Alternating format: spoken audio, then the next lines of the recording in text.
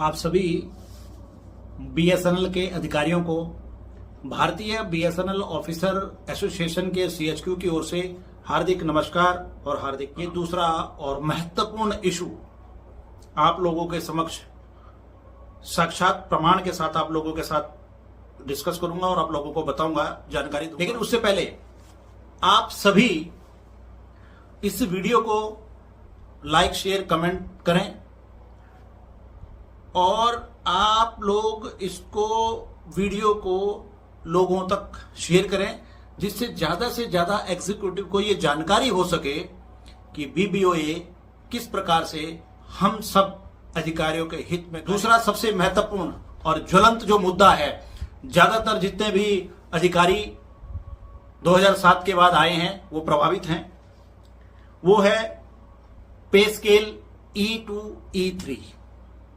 जो E1A और E2A, JTO, JO, एओ और एसडीओ का जो स्केल है। तो सबसे पहले हमने आने के बाद हमने दूसरा इशू ये देखिए, 2016 में हमने पत्र लिखा, ये आपको डिस्क्रिप्शन बॉक्स में सारी चीजें आपको मिलेंगी। हमने लिखा pay loss to direct JO JTO 2010 batch stepping up of pay ₹22,820 instead of ₹19,020 before finalisation of E2 E3 pay scale and constitute of third PRC at par with departmental JO 2010 batch. ये हमने चिट्ठी लिखी। चिट्ठी लिखने के बाद इसमें किसी प्रकार का कोई कार्रवाई के बाद ये देखिए प्रमाण। उस समय के कम्युनिकेशन मिनिस्टर मनोज सिन्हा जी को पत्र लिखा। मनोज सिन्हा जी को पत्र लिखने के बाद तुरंत किस प्रकार की कार्रवाई हुई, तुरंत इस E2 E3 स्केल में क्या कार्रवाई हुई, तुरंत कमेटी कॉन्स्टिट्यूट कर दी गई और कमेटी कॉन्स्टिट्यूट करने के बाद कमेटी ने ये रिकमेंडेशन कर दिया कि हां वाकई इन लोगों के साथ ज्यादती हो रही है और इन लोगों को E2 और E3 स्केल मिलना चाहिए। कमेटी का प्रमाण के साथ लेटर, ये प्रमाणिकता के आधार पर ये देखिए इतना बड़ा रिपोर्ट कमेटी ने ये दिया और ये कमेटी के हस्ताक्षर हैं। इसमें क्लियर लिखा हुआ, इसमें मैं आपको इंपॉर्टेंट एक पैरा पढ़ के बता देता हूं जो कमेटी ने लिखा है। The committee examine the reference made by the association that BSNL has also allowed ₹22,280 to the departmental JO appointed after 7/5/2010. The committee observed that departmental geo were given relaxation for exercising option which were otherwise admissible to them up to 7/5/2010, which they could not get due to administrative reason through they qualify in exam before due date as per so and so. अब ये देखिए, ये जाने के बाद जब इन एसोसिएशनों को ये मालूम हुआ कि ये पत्र और ये कमेटी कॉन्स्टिट्यूट कर दी गई है, कॉन्स्टिट्यूट करने के बाद तुरंत प्रभाव से government of India ministry of communication ने तुरंत एक मीडिएटर एक स्केल को इशू कर दिया, जो कि 18,850 का ऑर्डर निकाल दिया। जितने भी जेओ और जेटीओज हैं 18,850 इंप्लीमेंट कर दिया जाए और एसडी और एओ का स्केल जो है वो कर दिया 22,800। जो 16,400 40,500 का स्केल था उसको किया 18,850 से 40,500 और जो एओ और एसडीओ का स्केल किया वो 22,800 46,500।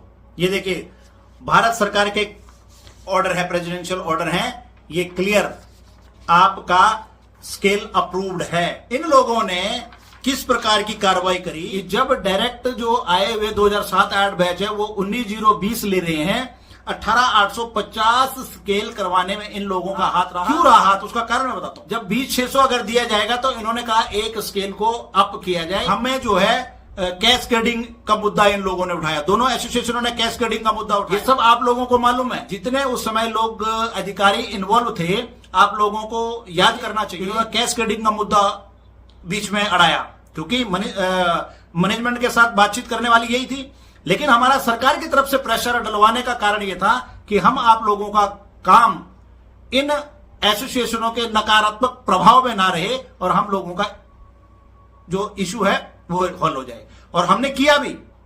कमेटी कॉन्स्टिट्यूट कराने में भारतीय बीएसएनएल ऑफिसर एसोसिएशन का हाथ, मंत्रालय से ऑर्डर करवाने में कि कमेटी कॉन्स्टिट्यूट करो, बीबीओ का हाथ।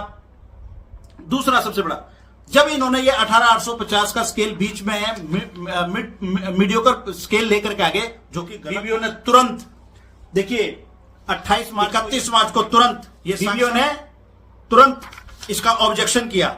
हमने लिखा to the secretary telecom, minister of telecommunication, Sanchar Bhawan, 31 March 2017 को हमने लिखा pro CCA DoT the order of government of India, ministry of telecommunication, department telecom, letter number 61-2/2016 SU dated 28/3/2017 grant of replacement of scale for pre revised E1A और E2A pay scale of JTO JOs and SDO rupees 18,850 और 40,500 किसका, JO और JTO का, instead of 20,600 46,500। हमने कहा 20,600 46,500 की बजाय आपने 18,850 40,500 किया, and rupees 22,800 46,500 institute of review 24,900 40,500। कहने का मतलब 24,900 50,500 एसडीओ और एओ का होना चाहिए था, जबकि आपने 22,800 भेजा। भारतीय BSNL officer association BOB is hereby oppose the notified scale and demand standard pay scale E2 and E3 rupees 20,600 और 24,900 500 होना चाहिए। ये तुरंत हमने सेक्रेटरी टेलीकॉम को अपोज किया। क्यों किया अपोज? क्योंकि अंदर से इंटरनल हिडन एजेंडे के तहत ये लोग जो है उस स्केल को इंप्लीमेंट करवाने के लिए बिल्कुल हुई। उसके बाद हुआ, हमने फिर मैनेजमेंट में प्रेशर लगाया कि देखिए जी, इस प्रकार से गलत आपने प्रपोजल आपने अलग भेजा, 22,820 का भेजा, लेकिन इन लोगों ने डीओटी में मिल करके प्रेशराइज करा करके और ये 20 का मिड टर्म जो तब भी ये नॉन स्टैंडर्ड पे स्केल है और ये गलत है। अगर हम इसको लागू भी करवाते हैं 18,850, तो जिन लोगों को 19,020 मिल रहा उनकी रिकवरी बन जाएगी। रिकवरी नहीं भी बनेगी, अगर पे प्रोटेक्ट भी हो जाएगा उन बेचारों को नुकसान हो जाएगा। उसके बाद तुरंत हमने बीएसएनएल मैनेजमेंट को फिर पत्र लिखा और पत्र लिखने के बाद 12/6 मार्च में वो निकला।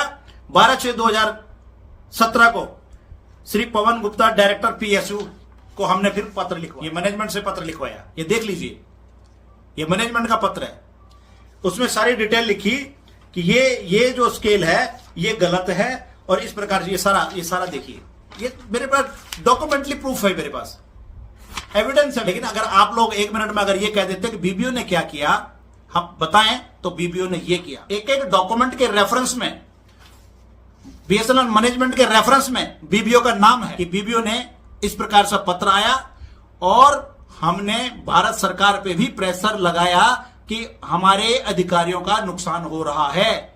लेकिन आप कहीं ना कहीं आप लोगों को समझना होगा, आप लोगों को ये किस प्रकार से इन लोगों ने हम आप लोगों का नुकसान किया। फिर डायरेक्टर एचआर का पत्र, फिर दोबारा डीओटी को ही, लेकिन इन लोगों ने आप सब लोगों का E2 और E3 स्केल लागू नहीं होना दिया, क्योंकि सिर्फ और सिर्फ अपने निजी स्वार्थ के लिए कि उन्होंने कैश ना नहीं किया, लेकिन उन्होंने कैस्केडिंग का मुद्दा रख करके कहा कि इसमें एक स्केल को अभी स्टेप अप कर दीजिए, जिससे हम लोग, अब जब स्टेप अप करने की बात कही तो मैनेजमेंट ने कहा इसमें फाइनेंशियल बर्डन है बीएसएनएल के ऊपर, क्योंकि हर व्यक्ति एक स्केल ऊपर चला जाएगा। लेकिन अगर आप लोगों को प्लेस किया जाता तो उसमें बीएसएनएल का सिर्फ और सिर्फ 141 करोड़ रुपए का एक्सपेंडिचर था, जबकि उस समय